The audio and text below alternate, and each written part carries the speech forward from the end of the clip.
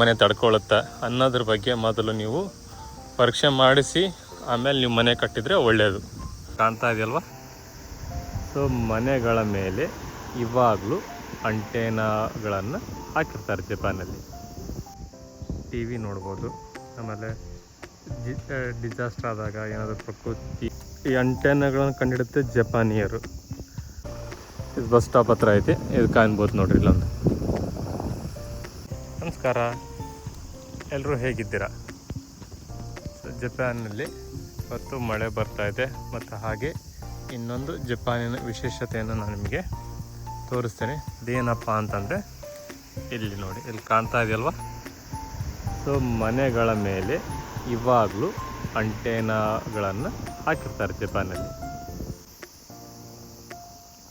So ಈ ಥರ ನಮ್ಮ ಕಡೆ ಅವಾಗಿದ್ದು, ಈಗ ಅಷ್ಟೊಂದು ನೋಡೋಕ್ಕೆ ಸಿಗಂಗಿಲ್ಲ. ಕೇಬಲ್ಗಳು ಬಂದಮೇಲೆ ಟಿ ವಿಗಳಿಗೆ ನೋಡಿ ಜಪಾನಿನ ಇಲ್ಲಿ ನಾವು ನೋಡೋ ಸುತ್ತಮುತ್ತಲಿರೋ ಎಲ್ಲ ಮನೆಗಳ ಮೇಲೆ ನೋಡಿ, ಈ ಮನೆ ಮೇಲೆ ಇದೆ, ಈ ಮನೆ ಮೇಲೂ ಇದೆ. ನಮ್ಮೂರ ಕಡೆಗೆ ಅವಾಗಿದ್ದು ಇವಾಗಿಲ್ಲ. ಸೊ ನಿಮ್ಮ ಕಡೆ ಇದ್ದರೆ ಕಮೆಂಟ್ ಮಾಡಿ ತಿಳಿಸಿ ಯಾವ ಊರಲ್ಲಿ ಇದ್ದಾವೆ ಇವಾಗಲೂ ಅಂತ. ಸೊ ಜಪಾನಲ್ಲಿ ಎಲ್ಲ ಮನೆಗಳ ಮೇಲೆ ನೋಡಿ ಸುತ್ತಮುತ್ತಲು ಏನು ಕಾಣ್ತಲ್ವ, ಈ ಮನೆ ಮೇಲಿದೆ, ಈ ಮನೆ ಮೇಲಿದೆ, ಎಲ್ಲ ಮನೆಗಳ ಮೇಲೆ ಪೂರದಲ್ಲಿ ಮನೆ ಕಾಣುತ್ತಲ್ವ ಅಲ್ಲಿ ಇದೆ. ಸೊ ಯಾಕೆ ಕಾಣ್ತದೆ? ಜಪಾನ್ ಅವ್ರ ಮನೆ ಮೇಲೆ ಅಂಟೆನಾಗಳನ್ನು ಹಾಕಿರ್ತಾರೆ. ಯಾಕಂದರೆ ಫ್ರೀಯಾಗಿ ಟಿ ವಿ ನೋಡ್ಬೋದು. ಆಮೇಲೆ ಡಿಸಾಸ್ಟರ್ ಆದಾಗ ಏನಾದರೂ ಪ್ರಕೃತಿ ವಿಕೋಪ ಆದಾಗ ಎಲ್ಲ ಕೇಬಲ್ಗಳದ್ದು ಕನೆಕ್ಷನ್ ಹೋಗಿರ್ತದೆ. ಅಂದರೆ ಜಪಾನಲ್ಲಿ ಯಾವಾಗಲೂ ಭೂಕಂಪ ಆಗ್ತದೆ ಹೆಚ್ಚು ಕಮ್ಮಿ. ಸೊ ಅದರಿಂದ ಇನ್ಫಾರ್ಮೇಷನ್ ತಿಳ್ಕೊಳಕ್ಕೋಸ್ಕರ. ಆಮೇಲೆ ಸೊ ಒಂದೊಂದು ಸ್ಪೋರ್ಟ್ಸ್ ಮತ್ತು ಬೇರೆ ಬೇರೆ ಇವೆಂಟ್ನ ಸೊ ಡೈರೆಕ್ಟ್ಲಿ ಸ್ಯಾಟಲೈಟ್ ಥ್ರೂ ನೋಡೋಕ್ಕೋಸ್ಕರ, ಮೇನಾಗಿ ಡಿಸಾಸ್ಟರ್ ಪ್ರಿವೆಂಟ್ಗೋಸ್ಕರ ನೋಡಿ ಕಾಣುತ್ತಲ್ವ, ಇಲ್ಲಿ ಎಲ್ಲ ಇದೆ ನೋಡಿ, ಈ ಮನೆ ಮೇಲೆ ಇದೆ. ಡಿಸಾಸ್ಟರ್ ಪ್ರಿವೆಂಟಿಗೋಸ್ಕರ ಹಾಕಿರ್ತಾರೆ. ಇದು ಜಪಾನಲ್ಲಿ ಒಂದಿಷ್ಟು ಟಿ ವಿಗಳು ಫ್ರೀಯಾಗಿ ಬರ್ತವೆ. ಈ ಥರ ಅಂಟೆನ ಹಾಕ್ಸ್ಕೊಂಡ್ರೆ ಫ್ರೀಯಾಗಿ ನೋಡ್ಬೋದು, ಏನೋ ದುಡ್ಡು ಕೊಡ್ಬೇಕಂತ ಏನಿಲ್ಲ. ಯಾಕಂತಂದರೆ ಅವರು ಟಿ ವಿ, ಅವರು ಉದಾಹರಣೆಗೆ T V Asahi, Fuji T V, TBS ಅಂತ ಟಿ ವಿ ಚಾನಲ್ಗಳಿವೆ. ಸೊ ಅವುಗಳೆಲ್ಲ ಫ್ರೀಯಾಗಿ ಬರ್ತವೆ ಈ ಥರ ಅಂಟೆನ ಹಾಕ್ಕೊಂಡ್ರೆ. ಸೊ NHK ಅಂತ ಒಂದಿದೆ, ಅದು ಸ್ವಲ್ಪ ದುಡ್ಡು ಕೊಡಬೇಕು. ಇನ್ನು ಬಿಟ್ಟರೆ almost all TBS, T V Asahi ಮತ್ತು ಈ ಟಿ ವಿಗಳಿಗೆಲ್ಲ ನೀವು ಮಾಸಿಕ ಚಂದ ಕೊಡೋ ಜರೂರತ್ತು ಇರೋಂಗಿಲ್ಲ. ಸೊ ನೀವು ಈ ಥರ ಅಂಟೆನ ಇದ್ದರೆ ಫ್ರೀಯಾಗಿ ಮನೇಲಿ ನೋಡ್ಬೋದು. ಜಪಾನಲ್ಲಿ ಭೂಕಂಪ ಜಾಸ್ತಿ ಆಗ್ತೈತಿ. ಮೇನ್ ಅಂಟೆನಾಗಳಿತ್ತು ಅಂತಂದರೆ ನೀವು ರೇಡಿಯೋ ಮುಖಾಂತರನಾದರೂ ಇನ್ಫಾರ್ಮೇಷನ್ ತಿಳ್ಕೊಬೋದು. ಆಮೇಲೆ ಒಂದಿಷ್ಟು ಚಾನಲ್ ಹೇಳಿದೆ ಅಲ್ವಾ, ಆ ಚಾನಲ್ಗೆ ನೀವು ದುಡ್ಡು ಕೊಡೋ ಅವಶ್ಯಕತೆ ಇರೋಂಗಿಲ್ಲ. ಸೊ ಆಮೇಲೆ ಇನ್ನೊಂದು ಜಪಾನ್ನಾಗ ಅದು ಹೇಳಿದ್ವಲ್ಲ, ಸೊ ಜಾಸ್ತಿ ಭೂಕಂಪ ಎಲ್ಲ ಆಗುತ್ತೆ. ಅದ್ರ ಬಗ್ಗೆ ನಿಮಗೆ ರೇಡಿಯೋ ಮುಖಾಂತರ ಇನ್ಫಾರ್ಮೇಷನ್ ತಿಳ್ಕೊಬೋದು. ಈ ಮನೆಗಳೆಲ್ಲ ಇದೆ ನೋಡಿ, ಕಾಣುತ್ತಲ್ವ?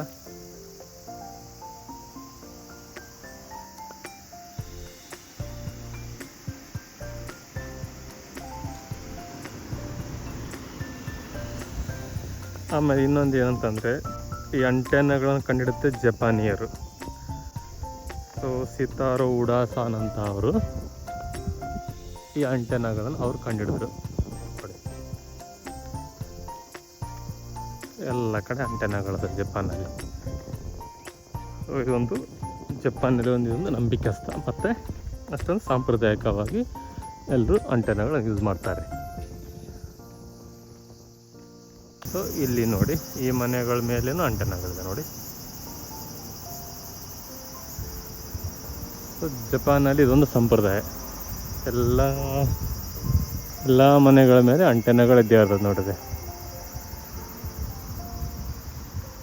ಸೊ ರೀಸೆಂಟಾಗಿ ಕೊಲಂಬಿಯಾದಲ್ಲಿ ಅರ್ಥಕ್ವೇಕ್ ಆಯ್ತಲ್ವ.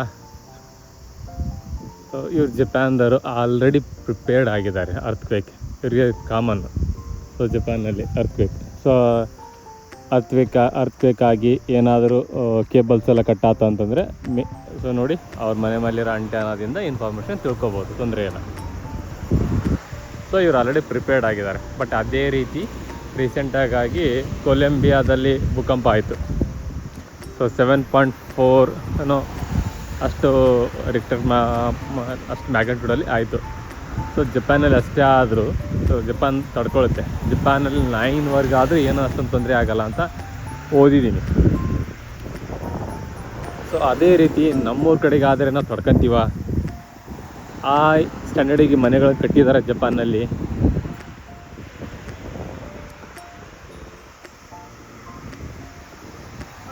ಸೊ ನಮ್ಮೂರ ಕಡೆ ಆ ಸ್ಟ್ಯಾಂಡರ್ಡ್ ಮನೆಗಳನ್ನು ಕಟ್ಕೊಂಡಿವ ಇಲ್ಲ. ಸೊ ನಮ್ಮೂರ ಕಡೆಗೆ ಸ್ವಲ್ಪ ಒಳಗಡೆ ಸಾಕು ಮನೆಗಳೆಲ್ಲ ಬಿದ್ದೋಗ್ತವೆ, ಆ ಥರ ಕಟ್ಟಿದ್ದೀವಿ ನೋಡಿ. ಇವಾಗ ಭೂಕಂಪ ಇಲ್ಲೇ ಆಗುತ್ತೆ ಅಂತ ಹೇಳೋಕ್ಕೆ ಬರೋಂಗಿಲ್ಲ.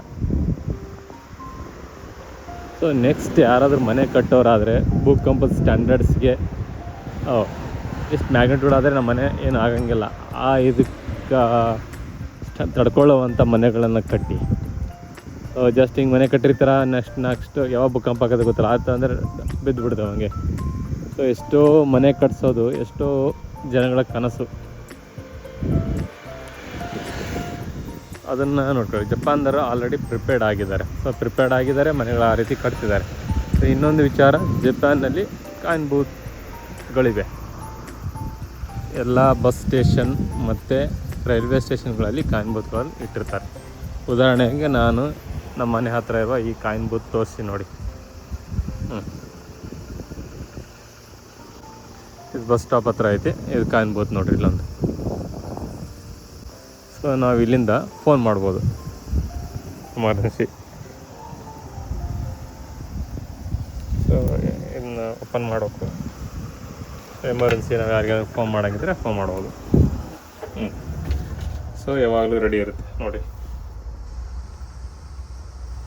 ಸೊ 10 100 ಹಾಕ್ಬೋದು.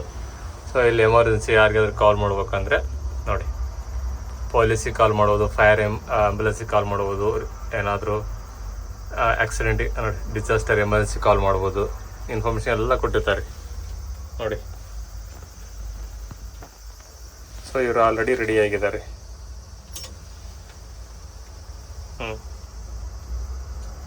ನಮ್ಮ ಕಡೆ ಇದ್ದು ಕಿತ್ತೋಗ್ಬಿಟ್ರಲ್ರು. ಸೊ ಇದು ನಮ್ಮ ಮನೆ ಹತ್ರ ಬಸ್ ಸ್ಟಾಪು. ಆ ಬಸ್ ಸ್ಟಾಪಲ್ಲಿ ಈ ಥರ ಕಾಯಿನ್ ಬೂತ್ಗಳಿರ್ತವೆ. ಇದೇ ಥರ coin booth Japan railway station, bus stops, main ಜನ ಎಲ್ಲೆಲ್ಲಿ ಸೇರ್ತಾರೆ ಅಲ್ಲೆಲ್ಲ ಇದಾವೆ. ಯಾಕಂತಂದರೆ ಅದೇ ಭೂಕಂಪ ಆದಾಗ ಸೊ ಕನೆಕ್ಟ್ ಮಾಡ್ಬೋದು ಇಲ್ಲಿಂದ ಥ್ರೂ.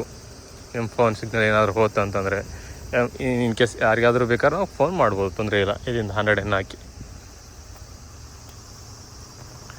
ಸೊ ಜಪಾನ್ದಲ್ಲಿ ಆಲ್ರೆಡಿ ಭೂಕಂಪಕ್ಕೆ ಇವರು ಭೂಕಂಪ ಆದರೆ ಇವರು ರೆಡಿಯಾಗಿದ್ದಾರೆ.